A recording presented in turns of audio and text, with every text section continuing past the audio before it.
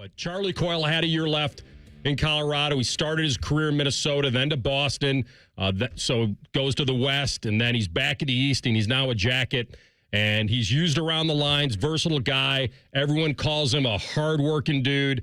And we have him with us now, fresh off his signing to be a brand-new Columbus Blue Jacket. Charlie, welcome to the program, man. Hope you're doing well. Hey, guys. Thanks for having me on. I can't believe the pups are already getting a shout-out, the first one to do so. I love that. And am I right? It is Bodie and Gracie, correct?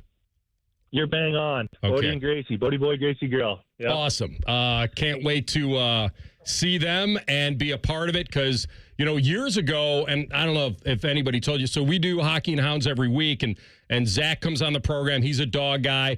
Your boy Fabs came on with us. He's a dog guy. And I actually started with John Tortorella years ago because we're both big animal advocates, and we get rescues, homes, and adopted dogs, and it's an outstanding thing. So I'm already committing you at some point. You're in the bullpen, my man. I'm glad to be there. I can't wait for that. I love that. So consider me in. All right, so let's talk hockey. You missed Dean Evason by just a little bit in mini, did you not? No, I had him. I had him as an assistant. Okay. Short period of time, but got to play for him. And of course, assistant, a little different role than the head honcho. But I really liked him. He was just you could tell he was just a little intense, kind of blue collar. Just I love that. But I wish I could have played for him longer. So I guess I'm getting that wish. He seems like a guy, and obviously we know him. We've had him on the program, who tells players where they stand. What do you expect? Do you expect that part of it? That's how I would assume he would kind of run the show, and I think that's what you want, no matter good or bad. You want to know where you stand, so you're not questioning anything, and then you can go out and just do what you got to do. If you got to work on something, If you got to just keep doing what you're doing and playing your game, you're not contemplating anything, and you can go out and do whatever you got to do 100%. So I think that having that from a coach is textbook. That's what you need. That's what you want. And I think that only helps move the needle even more and gets guys playing the way they're capable of. Charlie, for the Jacket fan that knows the name, that knows who you are, but maybe just really locked into the CBJ night in and night out, not much outside of that, what are they getting in Charlie Coyle? What are you hoping to bring to this franchise, to that locker room, night in and night out? Well, you guys already mentioned versatility, and that's something that I really pride myself on, is being able to play up and down the lineup. I can play center, I can play wing. I've done that throughout my career, and kind of whatever the team needs, depending on injuries that come up or whatever the situation is. So versatility is one. Two, just a hard-working two-way player. I always was taught that, your prototypical hockey player is one who can play every zone and play it well. Of course, I played with a guy named Patrice Bergeron. I'm not sure if you guys heard of him, but he's kind of like the staple in that sense. And to learn from him, to try to emulate stuff after him and be that two-way player is something I try to consistently work on and be better at. But someone who can play any type of game as well, whether it's a physical game. I like to think I have some skill. I'm working on it. But someone who can finish a little more, shoot the puck a little more often, and win some faceoffs. Charlie Coyle with us, brand new Jacket. As mentioned, he's played with some of the greatest players in the world. He's played with some great players in his own career. And now you come to this team with a ton of up-and-comers, a team that's close, that needs to get pushed over the top a little bit. So let me ask it this way. What kind of player specifically do you think you want to be now at this point of your career? Is there something that you are honing in on? I know you talked about the versatility and you're willing to do what's needed, but if someone asked you what kind of player specifically you want to be now at this point of your career, what would that be? I would say a power forward. I would say someone who gets in there on the forecheck and can create things, turnovers, be a force down low with my size and the way I can use my body to shield the puck, and then someone who can contribute more in the scoring department. I always pride myself on being good defensively, but you always want to chip in more and score and help your team put up some points. So those are some things that I continue to work on, and a big component of that is just putting myself in areas on the ice to receive the puck and shoot the puck.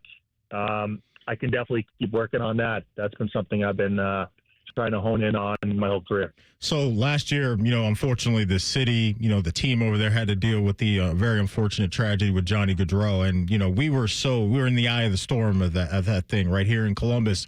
Outside of Columbus, around the league, what were your thoughts? What were players around the league? Just the feel of what some of your hockey brethren were going through here in Columbus. Like, what was that like for people on the outside to look at what Zach and just that entire locker room had to unfortunately deal with a year ago, the emotional component of that? Your thoughts on that from the outside looking in? Yeah, I mean, it's of course, it's going to be a tough situation, just seeing everything from an outside perspective, and couldn't imagine what those guys, the families, everything we're going through. But I guess to try to, play for a deeper meaning, and I think those guys did an unbelievable job to dial things in and play for Johnny, play for his family.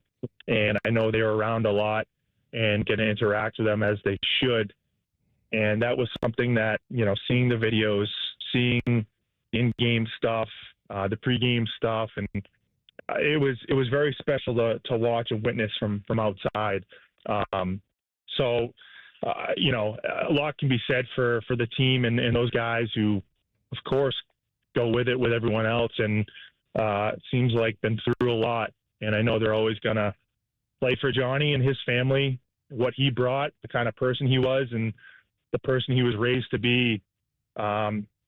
It's not hard to play for a guy and a family like that. And I know those guys 100% did that last year, and the year they had, I think it's helped spark them and play for him. It was so special to witness from an outside perspective. I know they're going to keep playing that way for Johnny and for his fam. Brand new forward for us, Charlie Coyle with us. Really nice of him to take a few minutes to talk about joining the Jackets. Honestly, you can go back to that series in 2019. I mean, we had you, man. It was that series tipped. We could have tipped that thing. We drew a lot of iron in that series. And listen, Tuukka was great, and it was a hell of a time here. And we want to get back to that point. But can you just describe your experience playing against the Jackets in this building as an opponent, and what you anticipate now being on this side of it? Yeah, it was some of my best memories as a hockey player, of course. Playing against the Jackets, I think they just swept Tampa, which was huge. I played with a Nick Foligno a couple of years later after that. I think he was captain at the time, and he did an unbelievable job leading those guys and getting them to that point. And it was one of our tougher series, playing against the Jackets. Being in that building was I don't know, I want to say unexpected, but very pleasantly surprised, the atmosphere and how passionate they were as fans and what they brought for the Jackets. And I know they fed off them, because you could feel it when we played against them. And it was pretty special. And yeah, we had a few overtime games that could have gone either way. That series, I mean, you guys know it's a game of inches, where it hits the post and it goes out, hits the post, goes in, goalie comes up big, be completely different. So I think we were lucky to come out ahead in that series and pull through. But man, I don't want to say we were surprised by the Jackets, but they brought it, and the fans were a big component of that. So we've gotten to get to know you a little bit personally with the dog stuff, and we love that here on this show. But outside of that, what are some of your interests? We got hobbies. We got TV shows we're into, fantasy football, anything like that. What are you getting into, man, when you're not out there on the ice putting in work? It's not a lot, to be honest. I love my dogs. They're kind of like my downtime, coming home from the rink and just throwing the ball with them. They're golden retrievers, so they love playing, especially the boy. He has a ball in his mouth every second of every day. So that's kind of my downtime, just to go home and throw it, and just you kind of wind down, and mentally it's just a nice rest. And so I do that. I have almost a 2-year-old daughter. So between the dogs and her, they keep us very busy. So to have the downtime with them, especially, through the grueling season and just trying to wind down and find some time to rest, they keep me busy. But we have our TV shows. We like to try to watch an episode or two at night, whatever is on Netflix or anything else, and whatever friends are watching. But yeah, besides that, long walks with the dogs, playing ball with them, and hanging with my daughter.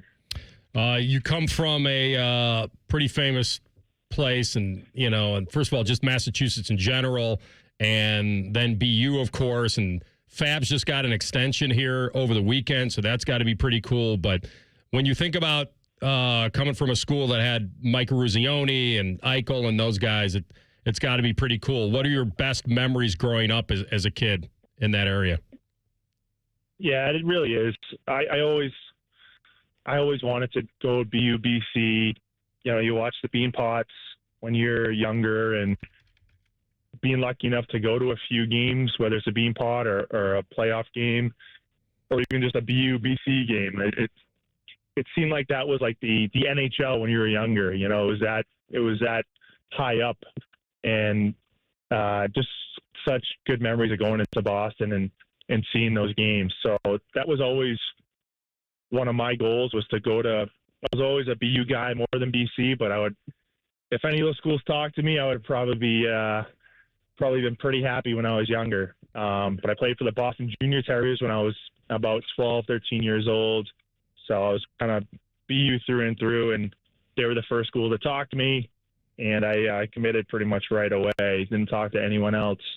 But I always wanted to go there, and, you mentioned the history, the guys that have played there in the past, and even since I've been through there, Eichel, McAvoy, Grizzly, all those guys and beyond. It's a pretty special school and place to be, place to live in Boston in general. But there's no shock as to why guys want to play there, and because of the history and because of where you live and get to be. And growing up there is, you feel very lucky as you move on in the world and see different places, and to always be able to come back to the Boston area is always a special thing. Well, it's good to get to know you. It's great to have you on the program. Congratulations again. I think you already got a glimpse of what this city is going to provide for you and what you can provide for the team, you and your family. Can't wait to meet in the person, and good luck, safe travel, and we'll talk to you soon, Charlie. Thank you.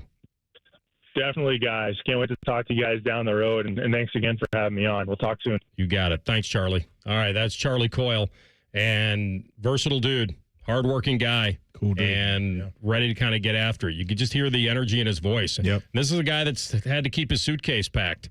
Like, he's been moved around a little bit, and hopefully got a little staying power here. And this could be ideal. The third line, go where I'm needed, be around the kids that you still want to grow, because you don't want to stunt the Fantillis. Not that you would ever do that, but with Monty and Fantilli and Cole and adding him to that mix down the middle and wherever they need him, I liked it. It's kind of like we were pushing. We didn't mention his name on Friday, but he kind of fit that mold of what we were talking about. He was on the Brian Heating Cooling Systems Fan Guest Hotline. When we come back,